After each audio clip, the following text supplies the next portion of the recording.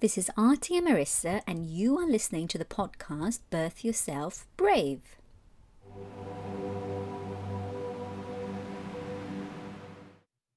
And today we have Maggie Evans, a dear friend, a retired nurse and midwife, and also a complementary therapist specializing in the Bach flowers, and also a trainer. Welcome, Maggie. Thank you. It's lovely to be here. Nice to join you. Yes, I think when we talk, we talk for the whole world. So we hope we can offer some good experiences that yes. you had. So I just thought I'll start off by asking you what motivated you to become a midwife and to facilitate the birthing process within the complementary health framework and medical as well. Yes, big question. Well, I suppose, to be honest, regarding my motivation to become a midwife, I hadn't really got any thoughts of becoming a midwife. I'd sort of finished my nursing training, and I thought that was where my pathway was going. But it was a friend who I did my training with, and she said, "Oh, Maggie, why don't we, shoot off and do our midwifery training?" And I sort of thought, "Oh, yeah, okay, might as well." So it wasn't something that I sort of felt empowered to do at the time, but I thought it would just be an interesting thing. So we decided to go to a London hospital, and this particular hospital had a reputation for taking the lead with induction of birth. It was sort of like the in thing at the time, which was not something that I particularly enjoyed. When I got into the midwifery training there, it wasn't at all how I expected. I think I probably got rather a rosy picture of midwifery. So it wasn't a particularly nice experience. About half a dozen women would be brought in to the labour ward at 9 o'clock in the morning, and they would all be expected to have delivered by 5 o'clock at night. So they're all put on drips, their waters were broken and all that. So it was a very automated, very medicalized sort of approach. I didn't really enjoy that first part. So, and neither did my friend particularly. So what we did for our second part of our training, we came back home and to our local sort of hospital and community, and we did the second part of our midwifery training there, and it was just absolutely wonderful. It was just totally different.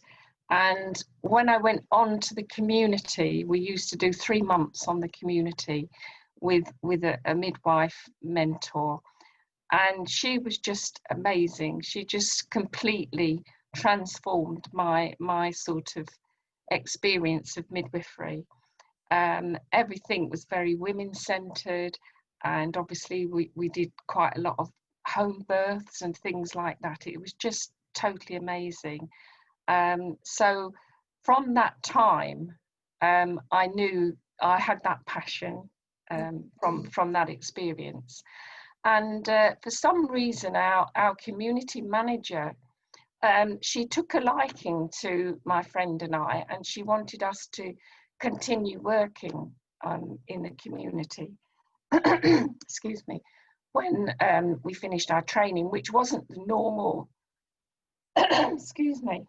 It's okay. Which wasn't the normal process. Normally you would have to do a year or 2 in the hospital.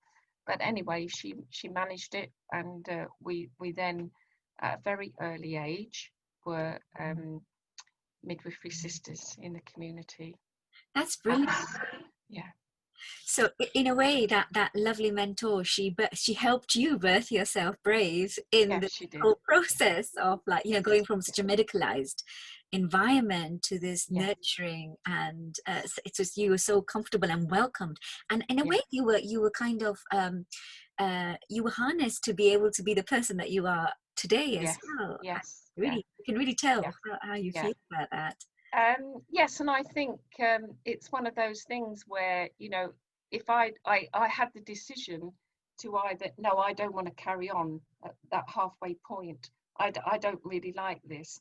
And I could have easily gone back into nursing and followed that path.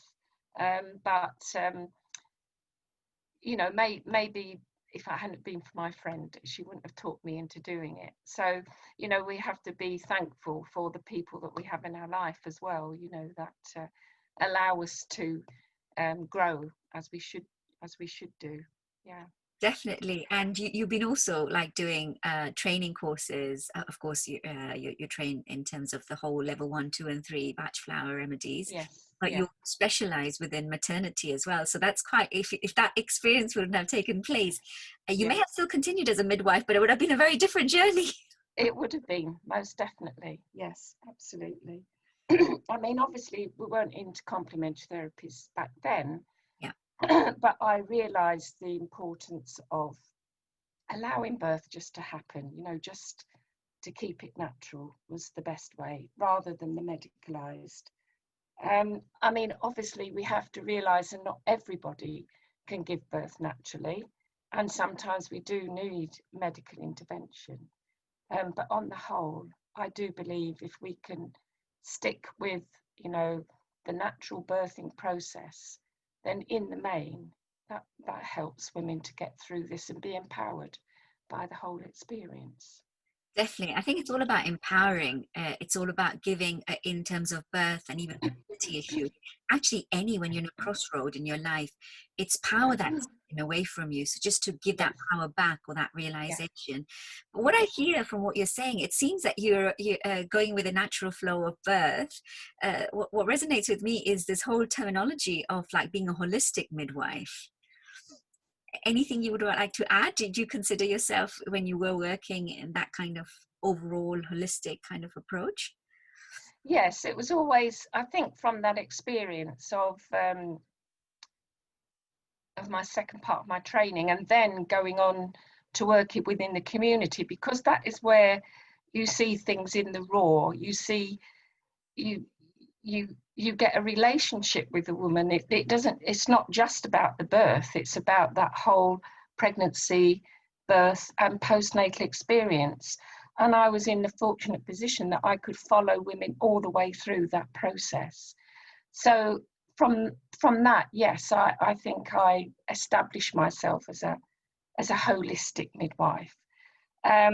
Obviously, I worked in various different roles, but when you go back into hospital, you see that relationship is fractured to a certain degree. You know that you can't have that continuous relationship. But you know, even so, I think even if you just come into that woman's life for that few hours, or that birth experience, or whatever time that you can spend with her, it's important to know that it is a normal, biological, holistic experience for that woman. And you know, all women remember their midwives, especially the midwife that was involved in their birth, and that can be either a good or a bad experience. And you know, it's so important to make sure it's a really life-changing, empowering experience for that woman. Definitely. I can clearly remember my midwife, the words that she whispered in my ears, how she encouraged me. So I completely agree. It changes your whole experience, existence, I would say. Yeah. But in terms of midwife, so what does midwife actually mean? It actually has some. There's various translations of it, but one of them certainly means with woman. So you know, there is this like an obstetrician. An obstetrician is he who stands before. So he's there at the end, looking at, you know, the end of the woman. He's standing before her, whereas a midwife is with woman. So it's almost like she's taking that nurturing sort of role with the woman. She's assisting her. She's her birth partner. That's beautiful. Being standing there before waiting. Well, that's amazing. So it's quite nice. Yes, it's quite a nice analogy, isn't it? Definitely. And you know, in this helping role, in the supporting role, being with the woman that you've supported, can you share with us a few you know, experiences or any kind of life-changing moments of your career as a midwife? Yeah. Excuse me, I'm a bit choky. Yeah, the first one, it is quite a sad experience, and it did happen in the first part of my training when I was at the London hospital, and it was of course every student midwife knows at some stage they're going to spend some time on the labour ward. So it's mixed with a bit of excitement, but also a bit of trepidation. It's like, oh my goodness, you know, this is quite a big thing. So this is what had happened to me. I'd been on the labour ward for a short time, sort of quite a few weeks, and we have to have so many births. You know, we have to actually do so many births to count before we can do it on our own and things like that. So we always have a second midwife in there. And on this particular occasion, lady came in labour, everything was proceeding absolutely normally. And I should say that it was actually Christmas Day. So on a maternity unit, I mean, it's a lovely time to be working. And, you know, there's always a bit of excitement and anticipation, you know, that we're going to have some babies born on Christmas Day. It's always a little bit special. So there was all that happening within the maternity unit as well. So I was quite pleased, you know, that I was looking after a lady on Christmas Day. Everything was proceeding as normal. There wasn't anything at all that seemed to, you know, be wrong. And I had the main midwifery sister, the most experienced midwifery sister in the unit that was assisting me. And unfortunately, when the baby was born, it was born stillborn. And I was absolutely, completely devastated. And obviously, so was the woman. And my first thought was, what have I done wrong? You know, there must have been something we'd done wrong. But I'd got this very senior midwife with me, and she said, no, Maggie, it was absolutely fine. I was checking the baby's heartbeat, you know, all the time, and it was absolutely fine till the baby was born. In terms of supporting this woman, I really didn't know what to do. I was just 21 years old. I had experienced death, obviously, through my nursing training, but I'd never had this experience. And I just didn't know what to do other than just to, you know, hold that woman and just sob with her. That is all that I could do. I didn't have words. I didn't have anything that I could share with her. So as a 21-year-old student midwife, that's all I felt I could do.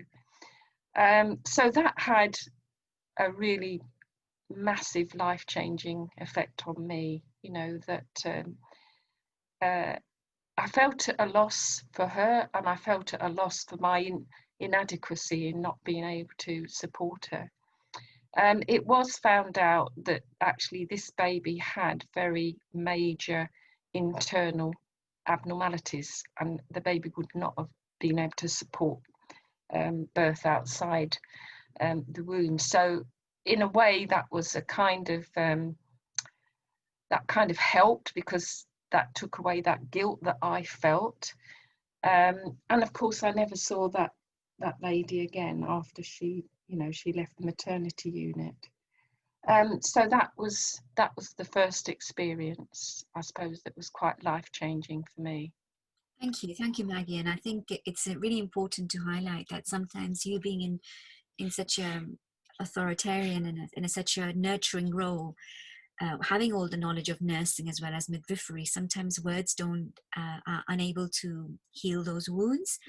Yeah. Crying with somebody else and just feeling that connection, I'm sure you supported her in a way that words could not have done justice. So yeah, I realise that now, of course, but you know, back then you're just not equipped to deal with, you know, that kind of thing.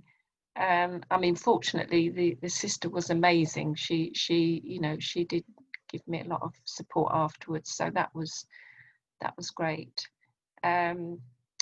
Yeah, so bearing in mind that I didn't like it, that unit, and I had that awful experience, you know, fortunately I was still able to, you know, pick up the reins and move forward and carry on with my midwifery career, thankfully.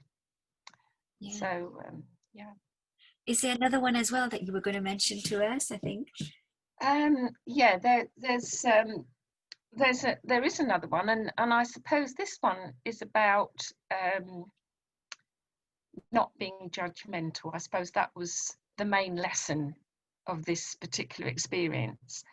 And if we can sort of like fast forward, and I'd been a midwife for many years. I was working at a hospital, and we had this particular. I was on the labour ward, and we had noticed that this particular young girl was coming in.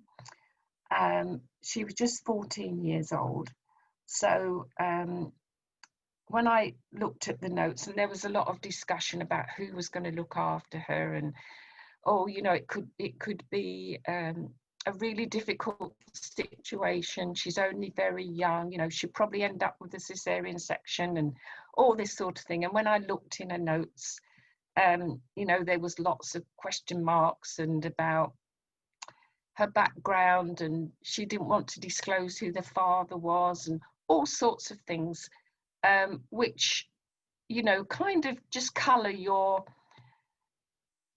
views a little bit, and about what might be coming in, and who you might be able to, you know, who you'd be looking after and that kind of thing. And anyway, I was assigned to look after her. And so with all these sort of preconceived ideas, I suppose, that I'd read in the notes and various comments that had come on, and I thought, well, you know, she's just somebody coming in labour. You just treat her the same way that you would treat anybody. And she came in with her mum, and she was a lovely, lovely, lovely young lady. And she was from a single family. There was just her and a mum, and I think she'd got, you know, some brothers and sisters.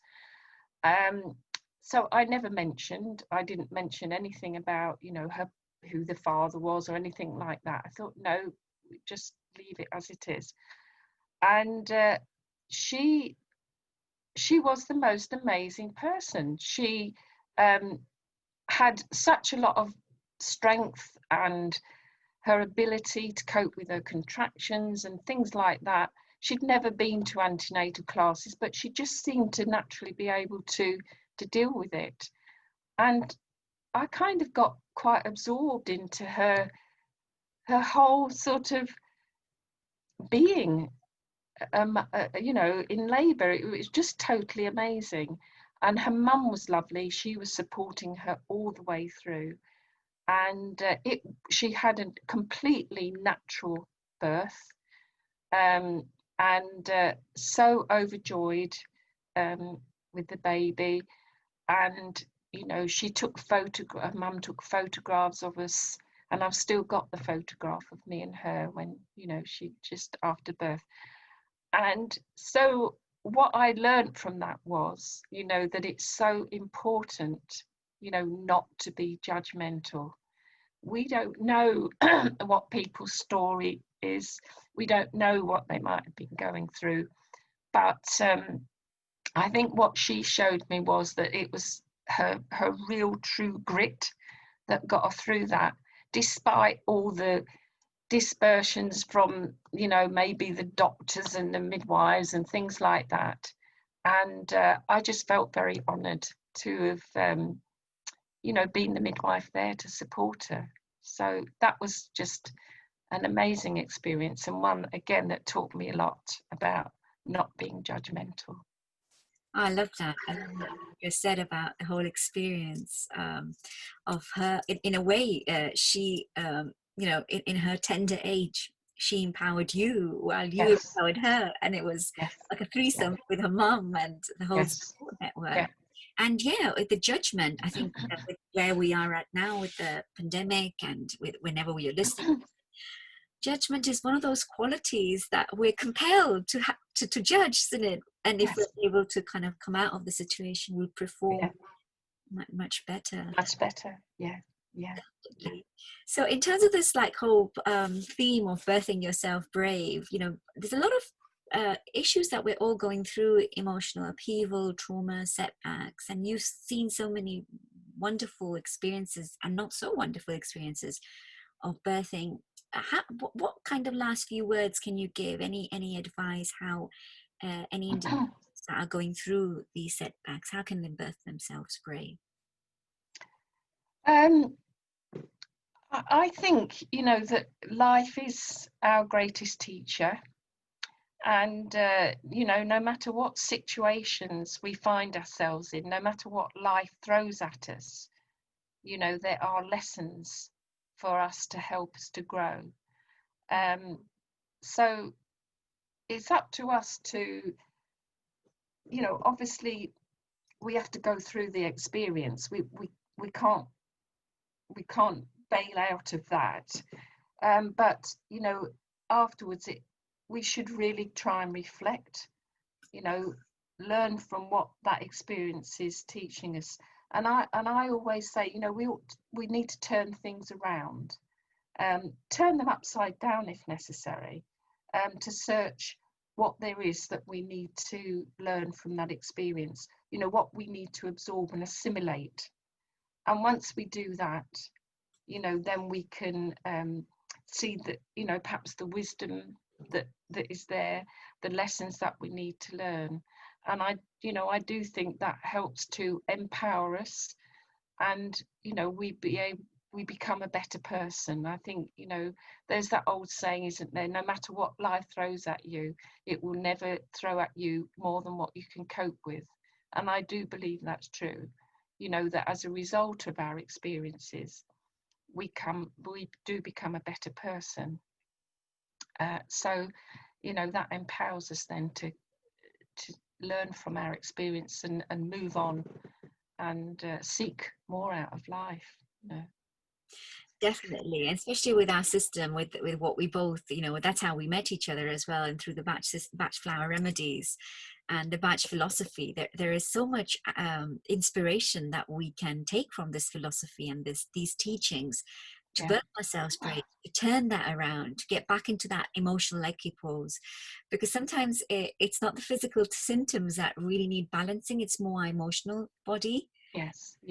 So and I think we have this notion, don't we, that our emotions are our worst enemy. You know, they really are a pain in the butt, you know, and they get in the way, you know, and, you know, we have anger or guilt or whatever it is. But actually, if we can turn that around and just see it for what there is a lovely quote from the poet Blake, and you know, he's talking about you know, that life is a mixture of joy and woe. And, you know, when we realize that, then through life we safely go. So it's about acknowledging, you know, that there is ups and downs, there is joy and woe. And, you know, once we acknowledge that and we search for the meaning in all of that, you know, then we can truly go through life, you know, and be empowered. so that's how it's at. And yes, that comes very much through Dr. Batch's philosophy, which is why I always would suggest that we support each other, with the Batch flower remedies as well. They are amazing in enabling us to turn our mindset around to a more positive sort of vibe, rather than focusing on the negativity of our emotions, not treating them like an enemy. They're our teachers, really. Yeah, it's befriending them, isn't it? It's befriending our emotions to overcome them and use them as an ammunition rather than a weakness that draws us back. And I remember when we first met as well, it was the rescue remedy that brought me to the batch of flowers, as normally it does. And the word that I remember from what you said to me was Star of Bethlehem. How Star of Bethlehem was helping me with the trauma and what I had gone through. So if anybody's hearing this as well, yes, we've got the rescue remedy, we've got Star of Bethlehem in specific, which is very good for, but it's just that's the first word that you told me that really made an impact. Which is wonderful. I mean, Star of Bethlehem is the absolute prime remedy for trauma and loss and grief, those kind of emotions. And when we can, it's not to say that we shouldn't get, again, like I said, we don't bail out of the experience and the emotions that we're going through. That's important, but it just helps to support us, and help us to cope with it and move on. So it's amazing to have them, and I treat them like my best friend. They're always there when I need them, and they don't ask questions, they just help and support me. That's beautiful, because if you think about how they're made, I know we're not getting into this, but it's difficult not to mention them, but to go outside is like what Dr. Batch said, if you're scared, just go and get a little bit of Mimula. So flowers are so readily available, and I would say what we're trying to say is more nature, isn't it? It's just there. It is. And as always, I'd always say, to support ourselves through these stressful times, always look to the more natural things that are out there. We all know that getting out in the countryside and absorbing all the lovely energy of nature, but also to focus on all the natural remedies and things that are out there too, and obviously the batch flower remedies come into that, and all the complementary therapy sort of treatments and things that are available, rather than dependence on drugs and things like that. In the long term, that they don't help, but we can always focus on the more natural things to help us through. Well, thank you, Maggie. We've gone. You've taken us on a journey with your midwifery career, how you started off, and then how the ups and downs, and you've nicely kind of condensed it as well with tuning into nature, and that beautiful poem by poet Blake as well. Anything else before we wrap up? Anything else? No, I don't think so. I think it's just it's just nice to be able to share one's experiences, and again, just even as a part of doing this, it's helped me to reflect again on some of the things that we deal with, and to be thankful and to have gratitude, that we have all this amazing stuff to help us, and that there is light at the end of the tunnel. We can get through this. That's beautiful. Light at the end of the tunnel, and use that innate gift that is already there in abundance, which is nature and gratitude. So thank you very much. Absolutely. Okay, thank you. Lovely to see you and to join you. Thank you. As always. Thank you, Maggie. Thank you for listening. Please do not forget to rate, review and subscribe for future episodes, and also to let other people know that we exist. If there are any links mentioned that you cannot view, visit the YouTube channel Artie and Marissa and you will find them on the relevant episode under the playlist of Birth Yourself Brave podcast.